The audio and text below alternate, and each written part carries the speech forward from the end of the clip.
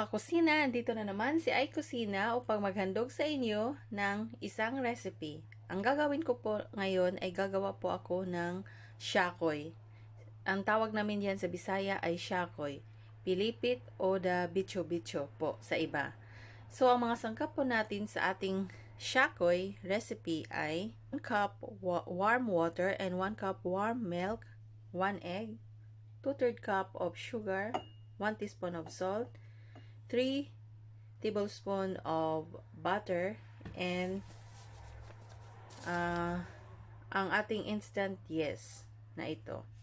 At saka ang ating 5 cups of flour. So, ang gagawin natin ay mix ko yung ating wheat ingredients. 1 cup of milk, lagyan ko ng 1 cup of water. 6 tablespoons of butter. 1, 2, 3, 4, 5, 6. So, ginaw lang talaga siya. Dito ko po siya ilagay sa ating mixer. Kasi yung sugar, yung liquid ingredients,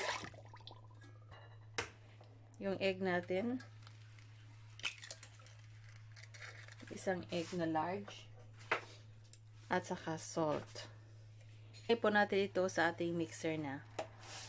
I-mix po natin yung ating dito sa ating i-mix po natin. I-add natin doon sa ating ingredients ngayon. Ako sa ating mixer. So ngayon, mag-ano na tayo? Magmi-mix na po tayo ng ating dough. Magmi-mix na po tayo. And we will gradually the flour with the hefeteig.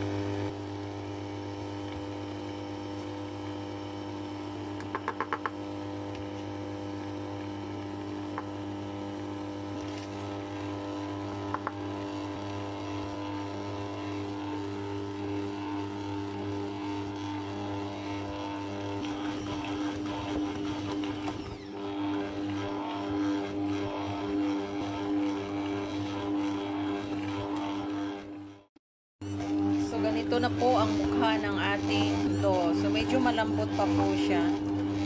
So, lalagyan pa po natin ng flour konti.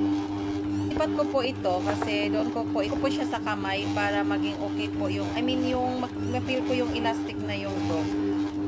Bilisan ko siya. Gusto ko po itong masahin sa kamay. So, mamasahin ko na po ito dito sa kamay. So, ilagay ko na dito siya.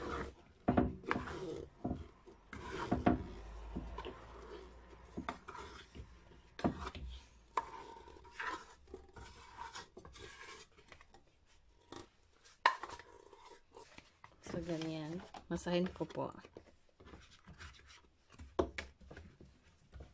Para ma-feel ko pong elastic na siya.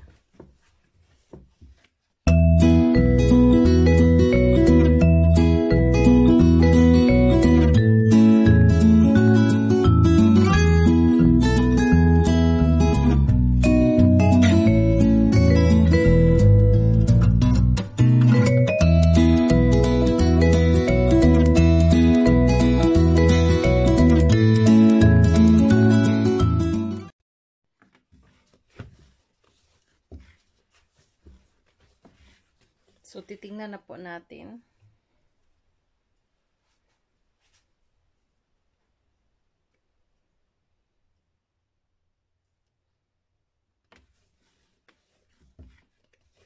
Ang dami po kasing masa pag shakoy, pag siupaw. Kailangan talagang masahin ng mabuti para malambot siya.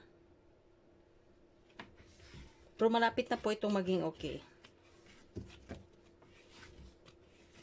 So, pagkatapos nito, ilagay po natin ito sa lagayan na may oil at saka ilagay natin din sa mainit na lugar para tumubo ito. So, okay na po ito. Tama na po ito. So, ilalagay po natin siya dito. Nilagyan ko na po ito ng oil.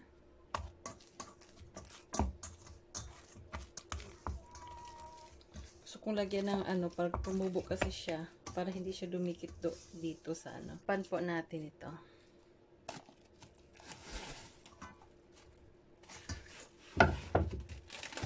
Tapos patubuin natin ito ng 1 hour. Or the more than 1 hour. O the hanggang mag-double in size siya.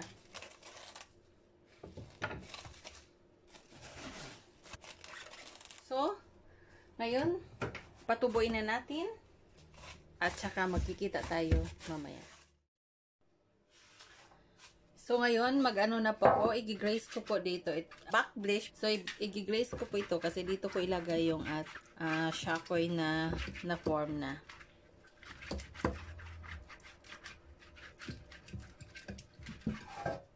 Para hindi siya dumikit. So, ngayon, tumubo na po siya. So, ipakita ko po sa inyo na ito, gano'n na po yung ano niya. So, may air na siya.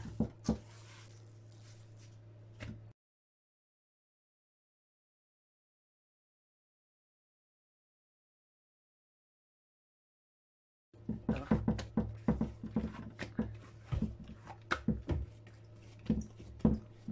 Gawa ko ng log. Tapos, 1, 2, 3, 4, 5, 6, 7, 8. Ito po, dito. Anuhin ko, ipo-form ko.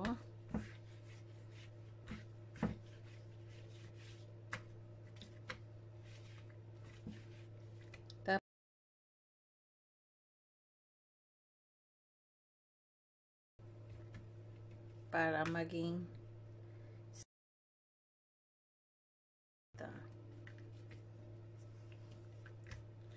so, ito pa. Sample na naman. Tapos, anuin natin. Ganyan. Kasi mas madali lang siyang ikutin, gawing 8. Ito. Mas dali lang. Pero sa una po, hindi po siya madali. Pero pag lagi ka nang gumagawa, madali na lang.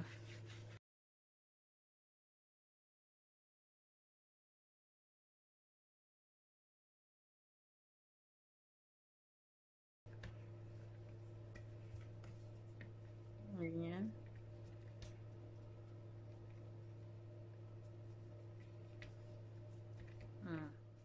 Ito na po ang nagawa ko. Ang nagawa ko po ay ako ng 21 pieces of nilubid, yung Shakoy po. So, patubuin po natin ito, saka natin pirituhin. Pinatubo ko pa yung ating Shakoy. Magpainit na po ako dito ng mantika. So, ilalagay ko na po yung oil natin. 1 liter po ito. Painitin po natin ito. At saka hinanda ko na po yung ating sugar na ganito. Para mamaya, lagyan natin sugar yung Shakoy. Mamaya lulutuin ko na po yung Shakoy.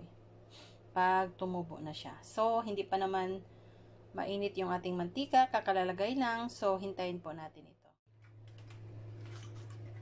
So, andito na po yung pinatubo nating Shakoy. Tumubo na po siya. Kaya pirituhin na po natin ito. Para sa inyo, tumubo na po yung Shakoy natin. So, mag-start na po akong magpirito. Ito na po ang mantika natin. Okay na po ito. Ilalagay ko na po itong ating Shakoy. Ito. So, ilagay ko lang 4 para hindi magbangga-bangga yan sila dyan.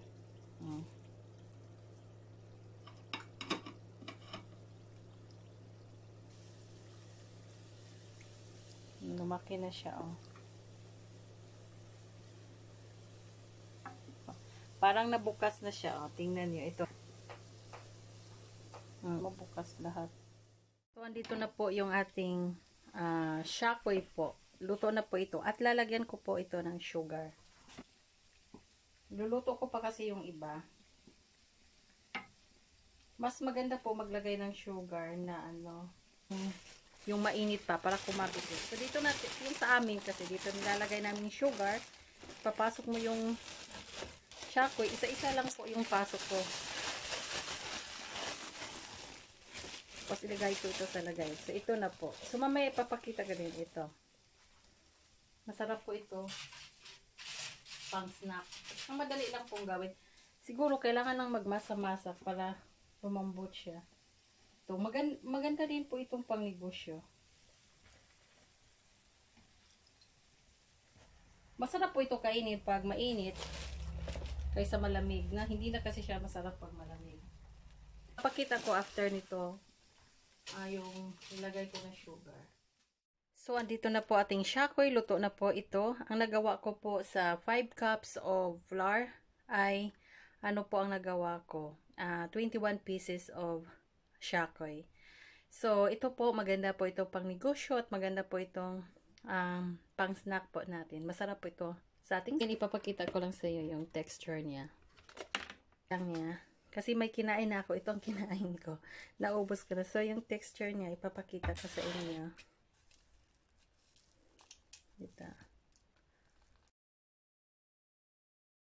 Ito na lang po. Maraming salamat po sa iyong panunood. Sana po nagustuhan ninyo ang video na ito at sana po tunan naman kayo na bagong recipe ko po. Maraming salamat po sa mga bago kong subscriber at maraming salamat po din sa mga laging nanonood po sa akin, yung mga kaibigan. Don't forget to like, to share, to comment, and to subscribe to my channel. So maraming salamat uli at sa kanila magkikita tayo sa susunod na video. Paalam po!